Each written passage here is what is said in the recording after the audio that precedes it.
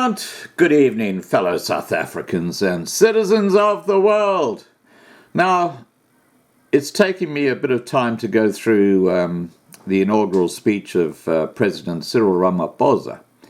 And while he looked very statesmanlike, and I have the entire speech attached to this intro, when he came out with this opening gambit that South Africa is at peace and is prosperous, I realized his whole speech was just going to be typical gobbledygook.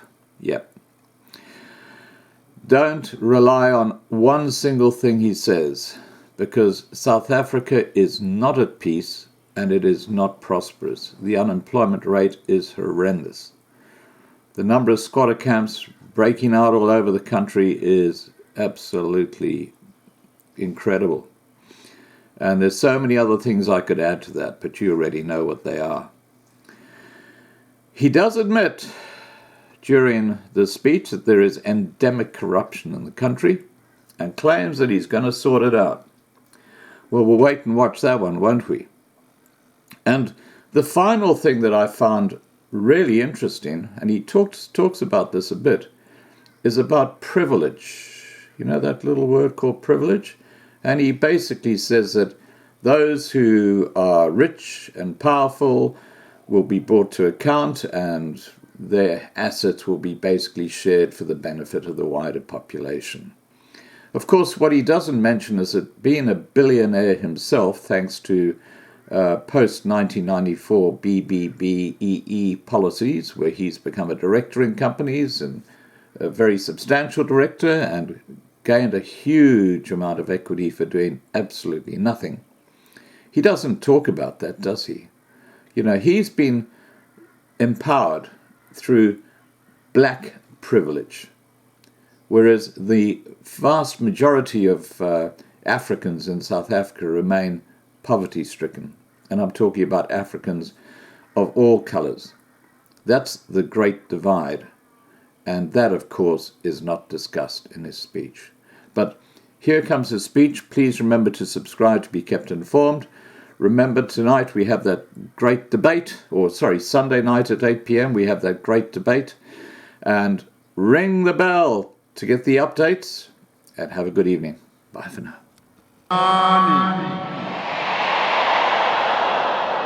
Abhishek Limacherun, Your Majesties, Your Excellencies, Heads of State and Government, Chairperson of the SADC and President of Namibia, Dr. Hage Geingob,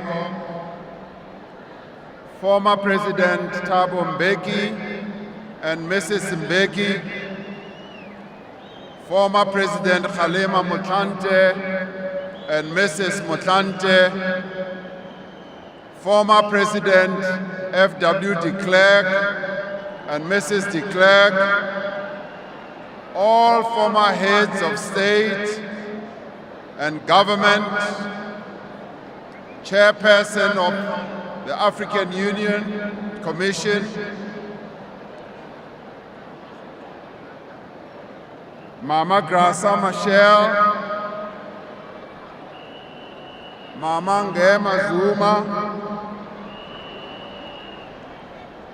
the Speaker of our National Assembly, the Chairperson of the Council of Provinces, the Chief Justice of our Republic, Justice Mogoeng Mogoeng, the Deputy Chief Justice, Justice Zondo, members of the newly elected Parliament, premiers, MECs and mayors, leaders of our political parties, religious and traditional leaders, ambassadors and high commissioners, veterans of our struggle, General Shoke, and the members of the armed forces in the leadership, General Sutole, and the members of and leaders of the police, distinguished guests, fellow South Africans. I stand before you having just taken the oath of office to be president of our beautiful country, South Africa. I am humbled by the trust that you have bestowed upon me, and I'm also aware of the challenges our country faces, but I'm also alive to the fact that our people are filled with hope for a better tomorrow. We gather here on the day that the people of our continent celebrate the unity of Africa. Today, as Africa Day, is a day of friendship, solidarity, and cooperation. It is a day on which we reaffirm our common commitment to an Africa that is at peace, that is prosperous, and that promises a better life and existence for its people. As South Africa, we are honored and deeply humbled by the presence here of heads of states and leaders from across the African continent. Your Excellencies, we are profoundly grateful to you for choosing to celebrate Africa Day amongst us, giving further poignancy to South Africa's transformation from a pariah state to a full and valued member of the family of African nations. We also recognize with appreciation those countries from other continents who have joined us here today. We remain eternally grateful to all nations represented here for the sacrifices and tireless contributions by your people and governments to the liberation of our land. Today, we reaffirm our determination to work with our sisters and brothers across the continent to realize the African Union's vision of Agenda 2063, to build the Africa that all Africans want, to forge a free trade area that stretches from Cape Town to Cairo, bringing growth and opportunity to all African countries, to silence the guns and let peace and harmony reign. Today, we declare that our progress as South Africa in all our endeavors depends on and cannot be separated from the onward march of our beloved continent, Africa. Esteemed guests and fellow South Africans, 25 years have passed since that glorious morning on which Nelson Rolihlahla Mandela was sworn in as the first president of a democratic South Africa. In the passage of that time, our land has known both seasons of plenty and times of scarcity. Our people have felt the warm embrace of liberty. They have rejoiced at the affirmation of their essential and equal humanity. They have found shelter and sustenance. They have found opportunity and purpose. As the shackles of oppression have fallen away, they have felt their horizons widen and their lives improve in a myriad ways. But our people have also known moments of doubt. They have felt the cold shadow of a past so cruel and iniquitous that it has at times threatened to eclipse the very achievement of their hard-won freedom. Despite our most earnest efforts, many South Africans still go to bed hungry. Many South Africans succumb to diseases that can't be treated. Many live lives of intolerable deprivation. Too many of our people do not work, especially the youth. In recent times, our people have watched as some of those in whom they had invested their trust have surrendered to the temptation of power and riches. They have seen some of the very institutions of our democracy eroded and resources squandered. The challenges that our country faces are huge and they are real, but they are not insurmountable. They can be solved, and I extend here to say that they are going to be solved.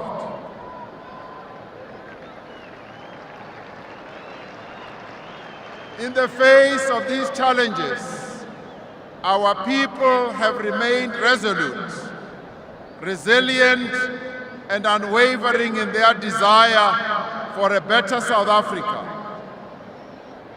Through the irrefutable power of the ballot on 8th May, South Africans declared the dawn of a new era. They have chosen hope over hopelessness. They have opted for unity over conflict and divisions. They have decided that they are going to remake our country. As we give effort to their mandate, we draw comfort from the knowledge that that which unites us is far more powerful and enduring than that which divides us. Despite our differences, despite a past of conflict and division and bitterness, despite also the fierce political contestation amongst 48 political parties in recent months, we all share the same hopes and fears, the same anxieties and aspirations.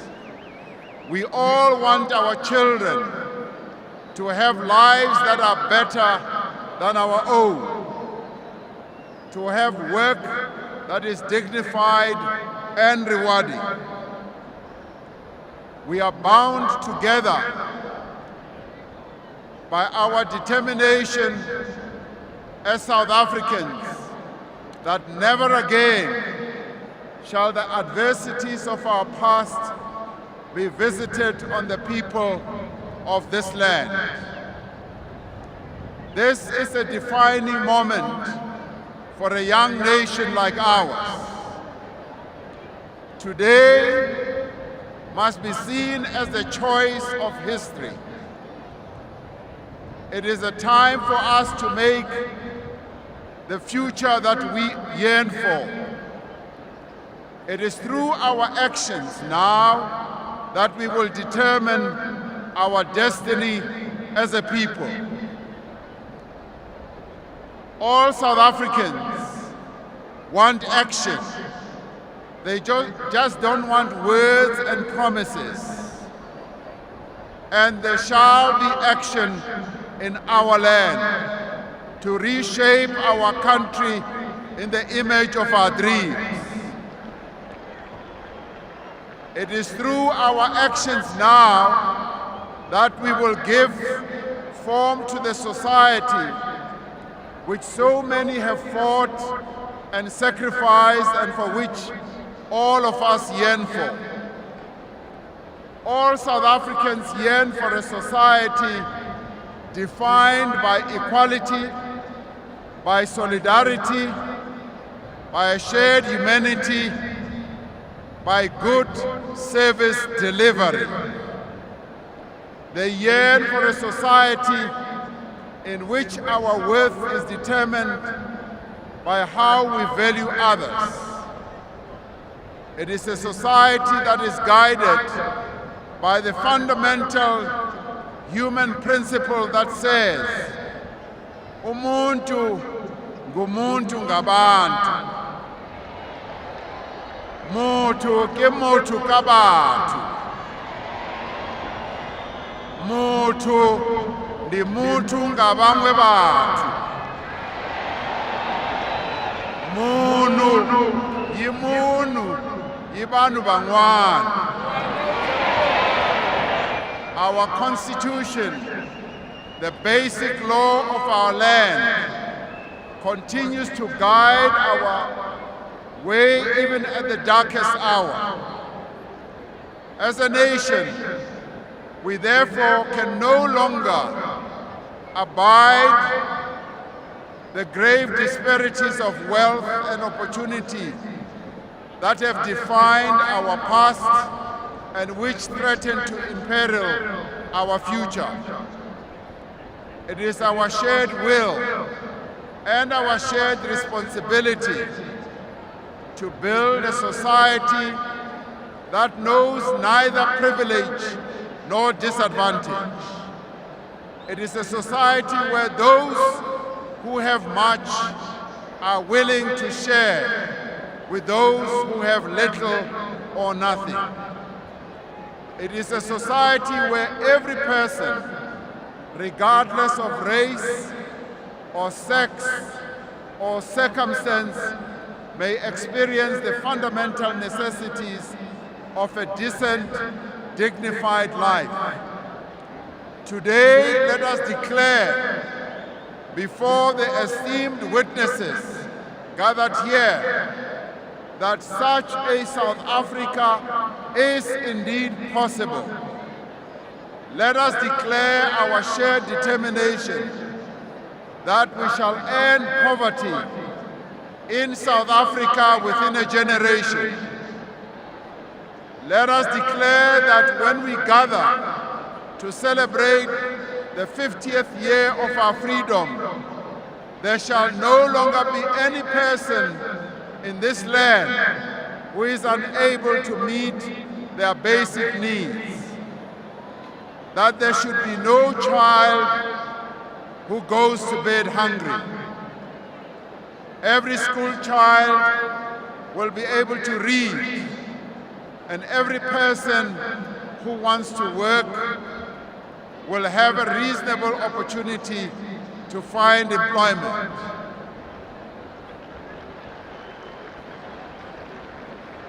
As we make this bold declaration, we are aware of the depth of the challenges that we must confront. We are aware of the debilitating legacy of our past, nor the many difficulties of the present. To achieve the South Africa we want will demand, fellow South Africans, an extraordinary feat of human endeavor. The road ahead will be difficult and hard. We will have to use our courage, our wisdom, and perseverance to achieve this South Africa of our dreams.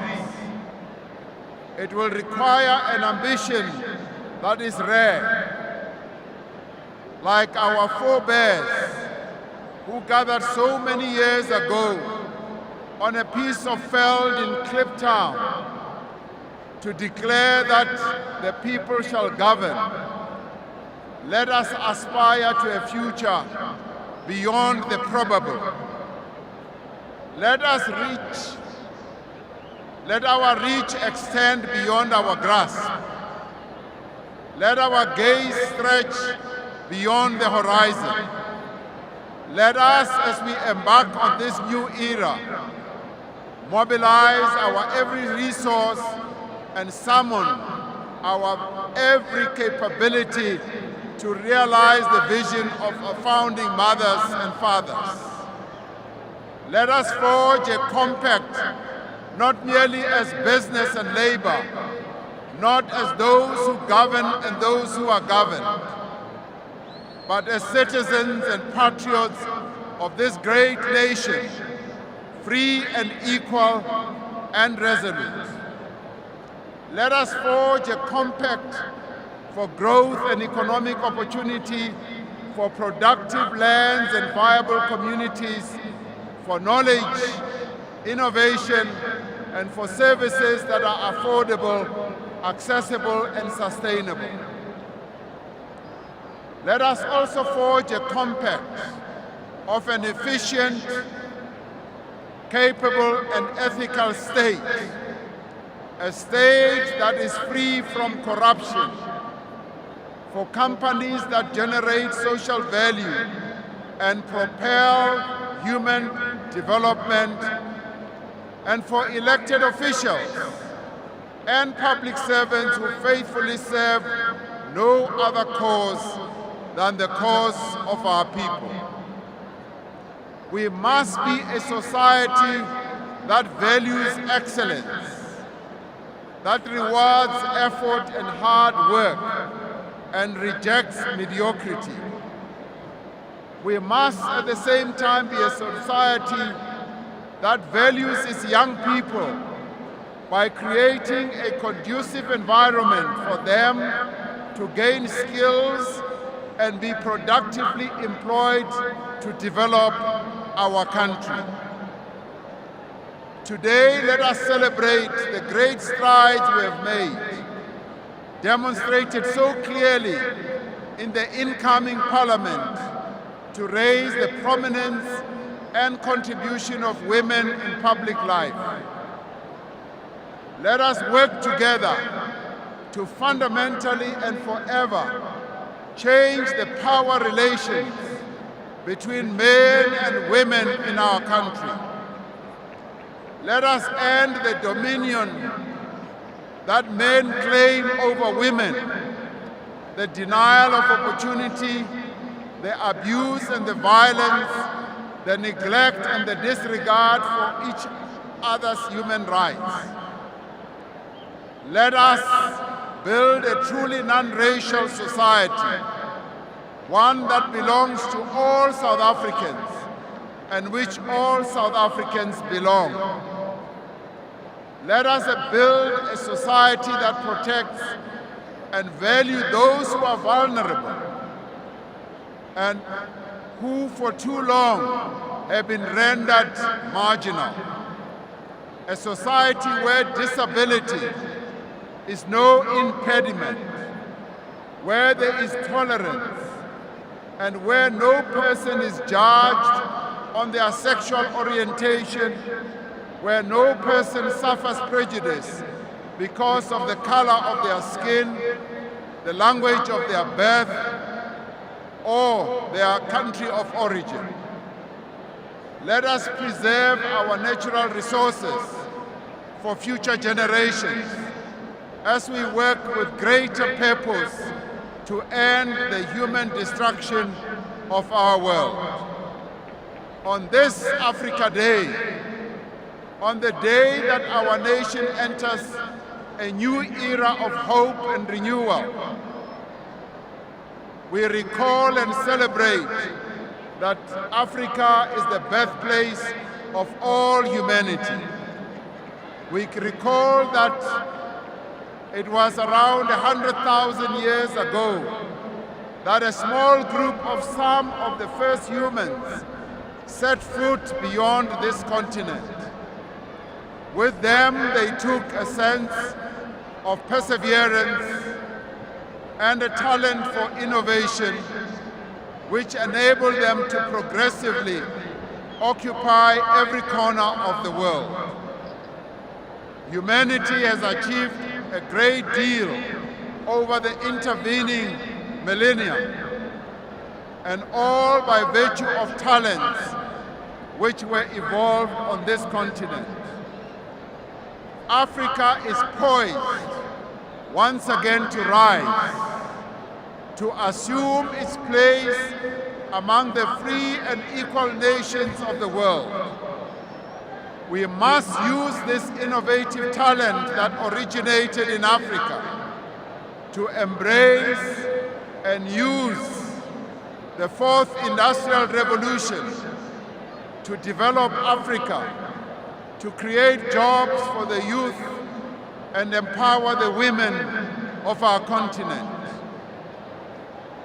Africa is poised to realize the vision of Pixlika Isaka Seme more than a century ago when he said, "The brighter day is rising upon Africa." Already he continued to say, "I see the chains dissolved,